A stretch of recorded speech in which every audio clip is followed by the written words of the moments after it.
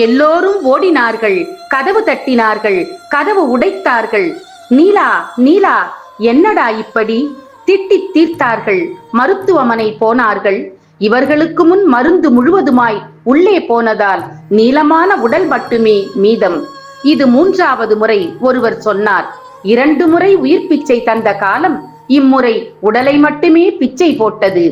அந்த வீட்டுக்கு அடிக்கடி போய் வரும் எனக்கு என் கண்களில் நீர் முட்டியது. சொல்ல முடியா சோகம் ஒன்று என் நெஞ்சுடைத்தது. அழுது தீர்த்த அந்த குடும்பம் அனாதையாய் போனது. இவ்வளவு சுயநலமா காதல்?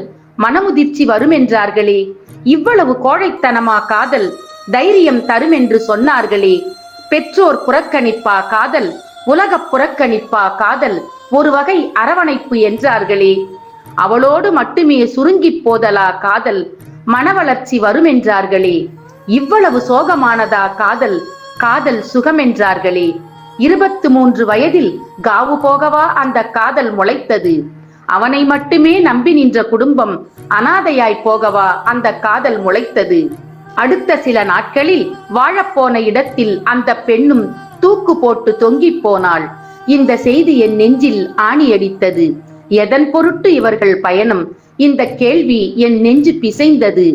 காதல் பற்றி யாரும் உன்னதமென்று உயர்வாய் பொய் சொன்னால் எனக்கு விடை தெரியாத இந்த கேள்விகள் மட்டுமே அலையடிக்கும். காதல் என்றால் சுயநலமா? பெற்றோர் புறக்கணிப்பா? கோழைத்தனமா? சுருங்கி போதலா?